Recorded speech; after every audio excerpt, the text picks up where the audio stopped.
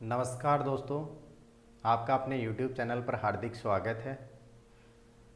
पिछली क्लास में हमने अध्ययन किया है IQ का कि बुद्धि लब्धि क्या है और बुद्धि लब्धि को विस्तृत तरीके से हमने जाना। आज हम बात करते हैं संवेगात्मक बुद्धि, इमोशनल इंटेलिजेंस क्या है और ये किस प्रकार हमारी सफलता के लिए महत्वपूर्ण है। और इतना ही नहीं कि यह हमारी सफलता के लिए तो महत्वपूर्ण है ही, बट हमारे मानव जीवन के लिए और मानव जीवन को समायोजित करने के लिए भी बहुत महत्वपूर्ण है। बात करें संवेगात्मक बुद्धि है क्या। सर्वप्रथम हम जाने तो संवेगात्मक बुद्धि में एक वर्ड है संवेग, इमोशंस। और ये इमोशनल जो शब्द है इंग्लिश का, वो लैटिन भाषा के शब्द से बना है इमोवेयर। इमोवेयर, अब इमोवेयर क्या करता है, उसका अर्थ होता है उत्तेजित करना। इमोशनल इंटेलिजेंस संवेगों को जानना, पहचानना, समझना और उन पर नियंत्रण पाना क्या है, संवेगात्मक बुद्धि। अब संवेगात्मक बुद्धि शब्द का सर्वप्रथम यूज की बात करें कि उपयोग किसने किया था ऐतिहासिक दृष्टि से, तो 1990 की बात है जब जॉन मेयर और पीटर साल्वे ने संवेगात्मक बुद्धि शब्द का प्रयोग किया था। लेकिन बात करें अगर संवेगात्मक बुद्धि की विस्तृत व्याख्या किसने की है, अगर बात करें संवेगात्मक बुद्धि की विस्तृत व्याख्या, तो डैनियल गोलमैन जो अमेरिका के मनोवैज्ञानिक थे, और पीटर साल्वे और जॉन मेयर भी अमेरिका के मनोवैज्ञानिक थे। बट डैनियल गोलमैन ने 1905 में संवेगात्मक बुद्धि, इमोशनल इंटेलिजेंस पर विस्तृत व्याख्या की और इन्होंने एक पुस्तक लिखी है अपनी, emotional intelligence why it can better more than IQ। ये इनकी पुस्तक का नाम है जो काफ़ी एग्जाम में पूछा जाता है। यहाँ तक कि इमोशनल इंटेलिजेंस जो चैप्टर है वो अलग से दे रखा है फर्स्ट ग्रेड के एग्जाम।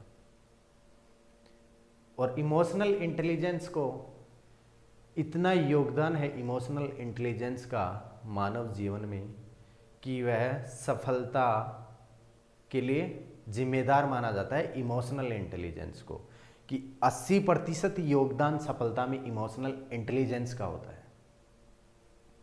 बात करें हम सर्वप्रथम जो विस्तृत व्याख्या की है संवेगात्मक बुद्धि का श्रेय जिनको जाता है वो है Daniel Goleman.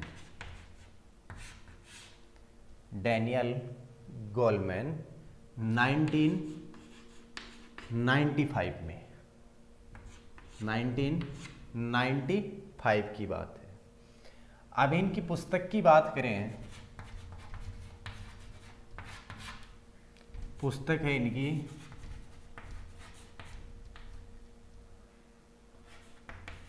Emotional intelligence, emotional intelligence why it can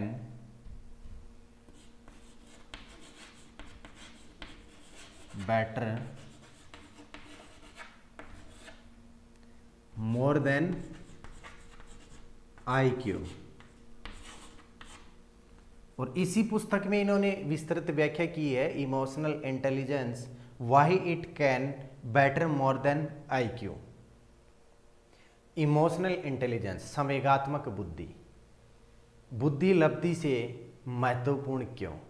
पुस्तक का नाम है संवेगात्मक बुद्धि, बुद्धि लब्धि से महत्वपूर्ण क्यों। क्वेश्चन पूछा जाता है यहां से कि विस्तृत व्याख्या, तो विस्तृत व्याख्या किसने की है,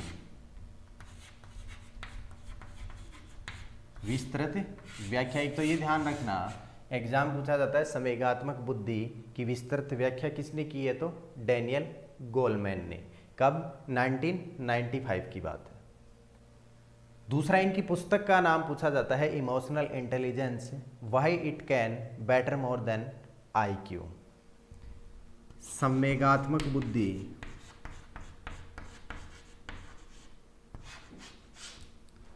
संवेगात्मक बुद्धि बुद्धि लब्धि से महत्वपूर्ण क्यों?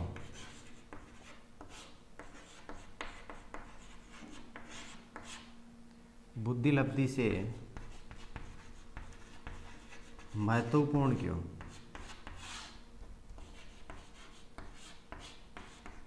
यह है इनकी पुस्तक का नाम। अभी हम बात करें तो इन्होंने कहा है कि बुद्धि का योगदान तो सिर्फ 20% होता है मानव की सफलता पर। सफलता के लिए क्या है?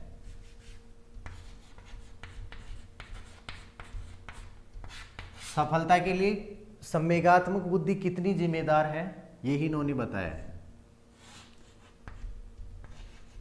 तो सफलता के लिए बुद्धि तो है 20%। बुद्धि का योगदान कितना है? ओनली 20%।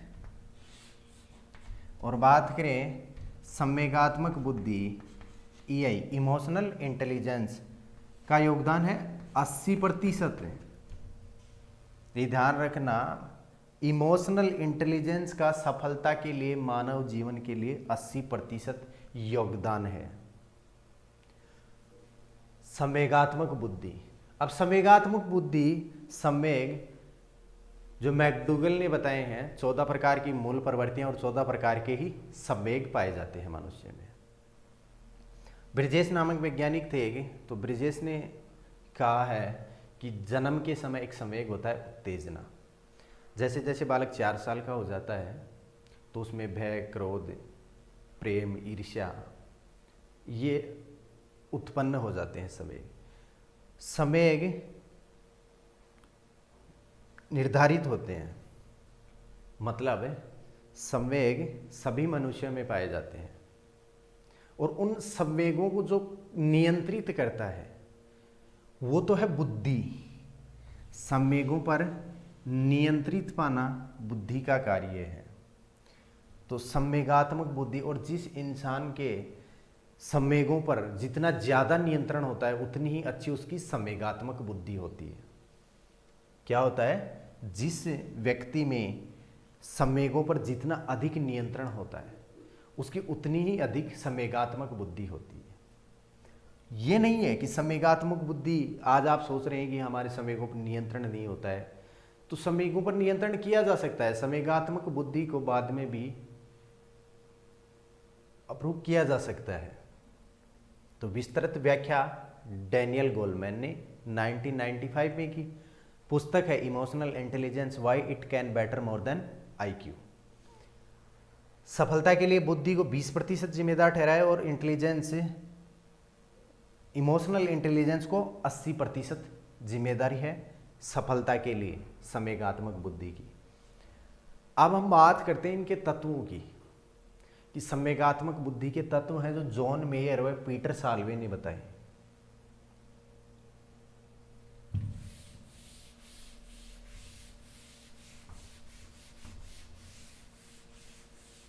अभी हम बात करें कि संवेगात्मक बुद्धि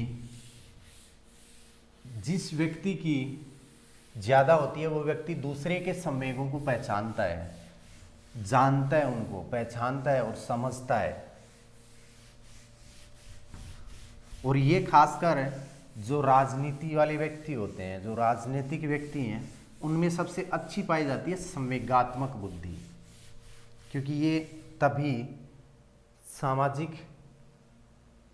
समाज में अपना एक अहम रोल निभा पाते हैं, ये समाज के साथ अपना एक इंटरेक्शन रखते हैं।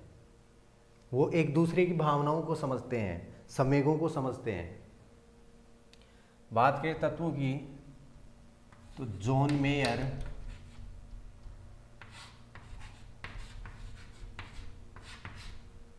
और पीटर साल्वे के अनुसार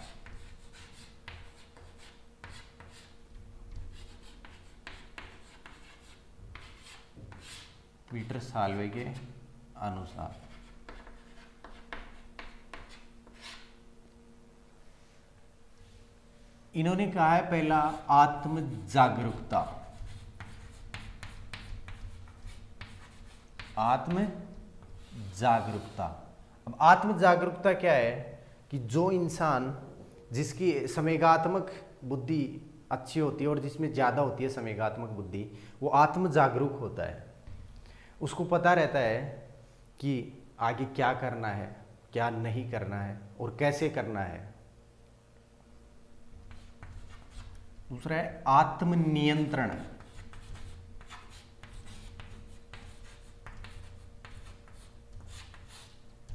आत्म नियंत्रण।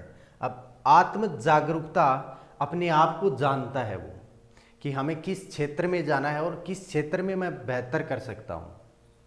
अब आपको पता है कि आप ये सोच रहे हैं कि हमें टीचिंग एग्ज़ाम देनी है और हमें टीचर बनना है, एक शिक्षक बनना है। क्यों? क्योंकि आपको इतना पता है कि हम शिक्षक बनने के योग्य हैं। आत्मनियंत्रण, अपने आप में नियंत्रण, अपने आप में नियंत्रण रखता है, अपने संवेगों पर नियंत्रण रखता है। दूसरों के साथ किस प्रकार बिहेवियर करना है, किस प्रकार व्यवहार करना है, ये उसके संवेगों पर नियंत्रण रहता है, अपने आप पर उसका नियंत्रण होता है। अगला है तो ये आत्म जागरूकता, आत्म नियंत्रण है। सहानुभूति। सहानुभूति। अब सहानुभूति क्या है कि दूसरों के साथ किस प्रकार व्यवहार करना है, समाज में किस प्रकार व्यवहार करेंगे, एक दूसरे की भावनाओं को किस प्रकार समझेंगे, एक दूसरे के संवेगों को किस प्रकार जानेंगे, पहचानेंगे और समझेंगे। मान लो आप कोई कार्य कर रहे हैं, सामने वाला उस कार्य के लिए आपको मना करता है, आपको उसमें क्रोध आता है क्योंकि आपकी रुचि है, आप उस कार्य को कर रहे हैं। सामने वाला अगर आपको मना कर रहा है, आपको क्रोध आता है। अगर जिसकी संवेगात्मक बुद्धि अच्छी होती है, वो धैर्य से सुनता है उसकी बात को, फिर समझता है, अपने संवेग पर कंट्रोल करता है। जो संवेगों पर कंट्रोल नहीं करता है, नियंत्रण नहीं कर पाता है, वो व्यक्ति क्या करता है, क्रोध में उसको कुछ भी कह सकता है। तभी कहा जाता है कि खुशी में किसी से वादा नहीं करना चाहिए और क्रोध में कभी बोलने से पहले समझना चाहिए कि हम क्या बोल रहे हैं। सहानुभूति, दूसरे व्यक्तियों के साथ आपकी किस प्रकार सहानुभूति है, समाज के साथ किस प्रकार सहानुभूति है। दूसरा व्यक्ति आपके संवेगों को समझे, आप उसके संवेगों को समझें, तो आप अगर उसके संवेगों को जानेंगे, समझेंगे, पहचानेंगे, तो आप उसके साथ अच्छे संबंध बना सकते हैं, अपने संबंध अच्छे कर सकते हैं। तो सहानुभूति, आत्म नियंत्रण, आत्म जागरूकता, इन सब में क्या है, संवेगों का अहम रोल होता है, संवेगात्मक बुद्धि का अहम रोल होता है। अभी हम नेक्स्ट बात करें, संवेग किस प्रकार योगदान देते हैं। अगला बात करें आत्म अभिप्रेरणा। आत्म अभिप्रेरणा। अब आत्म अभिप्रेरणा क्या है? अभिप्रेरणा दो प्रकार की होती है, एक बाह्य अभिप्रेरणा और एक आंतरिक अभिप्रेरणा। अब जिसकी आंतरिक अभिप्रेरणा, आपको कोई कहे कि आप रीट की एग्जाम दे रहे हैं, रीट की तैयारी करो, आप वो करो, तो ये तो एक बाह्य अभिप्रेरणा। लेकिन बाह्य अभिप्रेरणा तो सफल बनाने में क्या है, इतना योगदान नहीं दे सकती है जितनी आत्म अभिप्रेरणा इंपॉर्टेंट है। तो आत्म अभिप्रेरणा या आंतरिक अभिप्रेरणा जब व्यक्ति को सफलता की ओर ले जाती है, तो आपको लगता है कि हमें रीट की तैयारी करनी चाहिए, हम शिक्षक बन सकते हैं, तो आपकी एक जुनून होता है। और वो जुनून क्या है? आत्म अभिप्रेरणा, जिससे सेल्फ मोटिवेट रहता है इंसान। तो ये है आत्म अभिप्रेरणा संवेगात्मक बुद्धि में। नेक्स्ट हम बात करें पांचवें तत्व की, तो वो है सामाजिक कौशल।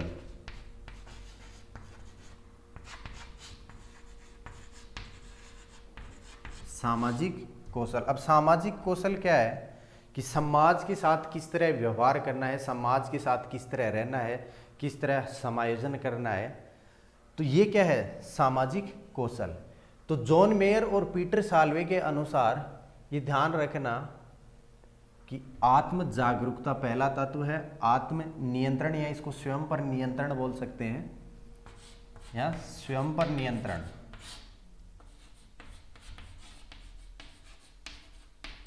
स्वयं पर नियंत्रण, सहानुभूति, आत्म अभिप्रेरणा और सामाजिक कौशल या मधुर संबंध। समाज के साथ किस तरह के संबंध बनाने हैं।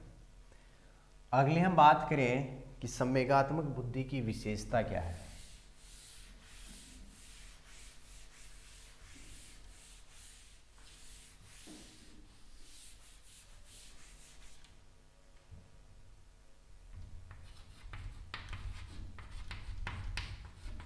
संवेगात्मक बुद्धि की विशेषता,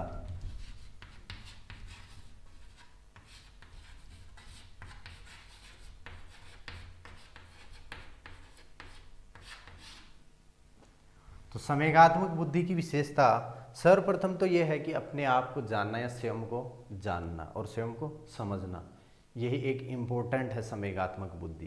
क्योंकि जिसकी संवेगात्मक बुद्धि अच्छी होती है वो अपने आप को जानता है, अपने आप के संवेगों पर नियंत्रण कर लेता है। तो पहले बिंदु की बात करें तो पहला पॉइंट क्या है इसमें, स्वयं को समझना।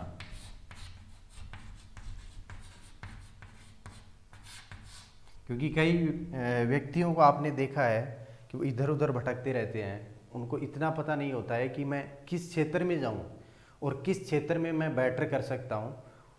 तो उसमें क्या है संवेगात्मक बुद्धि का अभाव है, उसमें संवेगात्मक बुद्धि नहीं है। मतलब संवेगात्मक बुद्धि उसकी अगर अच्छी होती तो वो ये जान पाता कि मैं इस क्षेत्र में अच्छा कर सकता हूं।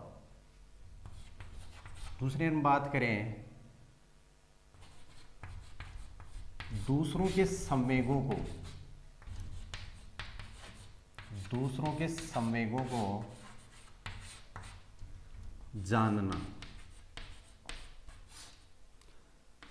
पहचानना और समझना। क्योंकि अगर जान लिया और समझा ही नहीं तो उससे क्या होता है, तो दूसरों के संवेगों को जानना जरूरी है, पहचानना जरूरी है और समझना। और जिसकी जितनी ज़्यादा संवेगात्मक बुद्धि है वो इंसान दूसरों के संवेगों को जानता भी है, पहचानता भी है और समझता भी है, और उसी तरह व्यवहार करेगा वो। तीसरे हम बिंदु की बात करें तो संवेगों पर उचित नियंत्रण, संवेगों पर उचित नियंत्रण।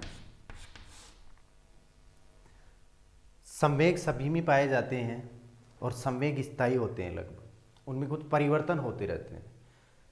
तो संवेगों पर उचित नियंत्रण होना चाहिए। ये नहीं कि अगर क्रोध का संवेग ही उत्पन्न हो गया और उस पर अगर नियंत्रण नहीं पाया गया तो उसमें कुछ भी हो सकता है। तो संवेगों पर उचित नियंत्रण होना चाहिए। नेक्स्ट हम बात करें तो सफलता के लिए जिम्मेदार है। तो सफलता के लिए बताया है डैनियल गोलमैन ने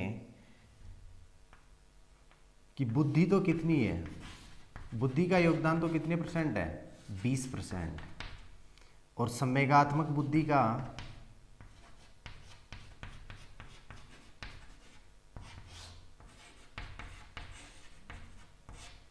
80% योगदान है।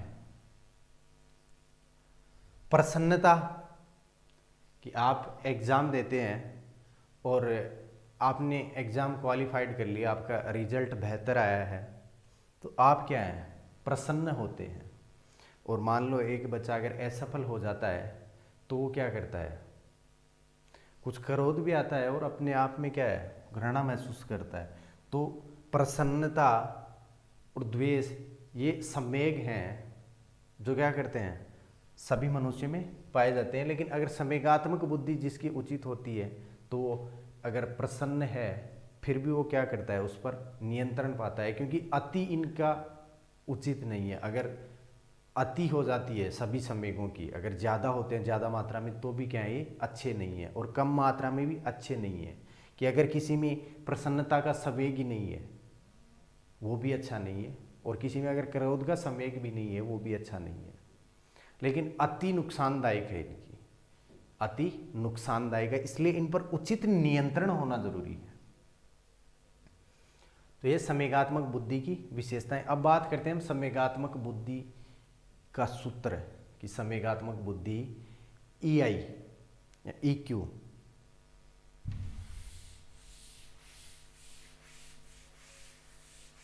EQ कैसे निकाली जाती है। वो IQ है, ये EQ है, संवेगात्मक बुद्धि लब्धि,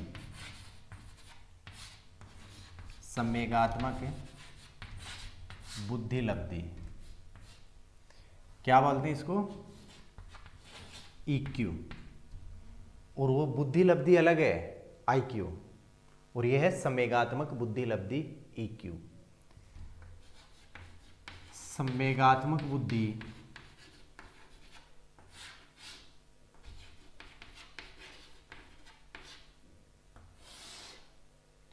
अपॉन वास्तविक बुद्धि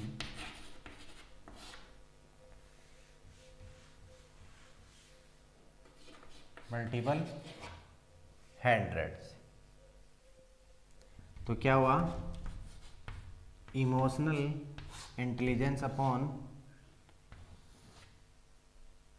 क्रॉनिकल इंटेलिजेंस मल्टीपल 100। यह है बुद्धि लब्धि यानी संवेगात्मक बुद्धि का सूत्र। हालांकि एग्जाम में पूछा तो नहीं जाता है, बट समझना जरूरी है। तो यह है संवेगात्मक बुद्धि, और संवेगात्मक बुद्धि संवेगों पर किस प्रकार नियंत्रण करते हैं ये आपने समझा। और इतना भी आपको पता लग गया कि संवेगात्मक बुद्धि ही सफलता के लिए 80% जिम्मेदार है।